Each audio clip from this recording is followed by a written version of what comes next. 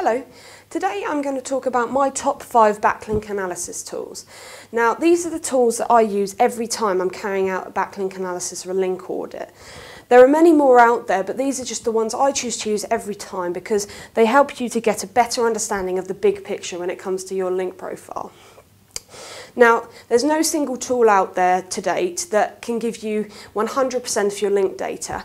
So the tools will go out there and find as much information as they can, but ultimately they're only going to be giving you a small percentage of your actual data, which is why it's important to use as many different tools as possible so you can get as much information as possible and collate it, remove the duplicates, and then analyse as much as you can. So to start with, Webmaster Tools. Now there are 2 types of Webmaster Tools that I use regularly, and that's Google's and Bing's Webmaster Tools.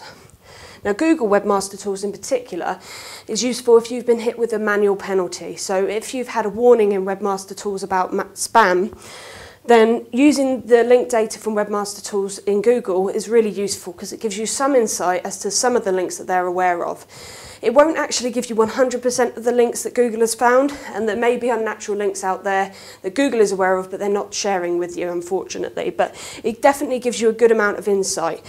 You can get things like anchor text data, referring domain data, and actual sample links for you to go and examine. So it's really important to get as much data out of those tools as possible so that you can analyse your profile and get a better understanding of the quality of your links.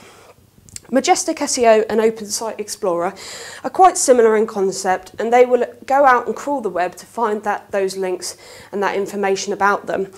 You can get things again like anchor text information, referring domains, referring IPs, lots of other information for you to analyse. And by exporting the data from these top 3 tools, you can collate a big picture when it comes to your links and get a better understanding. It might be that Open Site Explorer finds links that the other 2 don't, and vice versa. So it's really important to use as many tools as possible to get all that data. Now, link risk and link detox, these are a little bit different to the tools above. They're similar to each other, but very different in nature, because what these do is actually give you some analysis yourself. Rather than going off finding a load of links for you to analyse, they actually go some way to analysing them for you.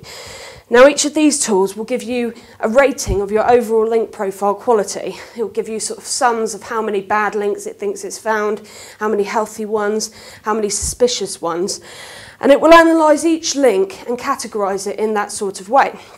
Now this gives you some great insight, and it means that it does a little bit of the work for you. Now don't take their analysis at face value, because ultimately it is a tool and it's not going to be perfect. Some links that they think are really healthy might be quite unnatural, and vice versa. So it's really important you still analyse the data, but it just gives you a really nice place to start, and they're really useful tools for collecting more data and more analysis and saving you a little bit of work. So all in all, I strongly recommend that if you think you've been hit by a manual penalty, or perhaps by Penguin, or any other reason to suspect that your link profile is anything other than completely natural, I would suggest using all of these tools to get the big picture of your links and then manually analysing the data that comes back. And these are my top 5 for that reason. Thank you for watching. Please see the links to our social profiles at the end of the video, and don't hesitate to get in touch.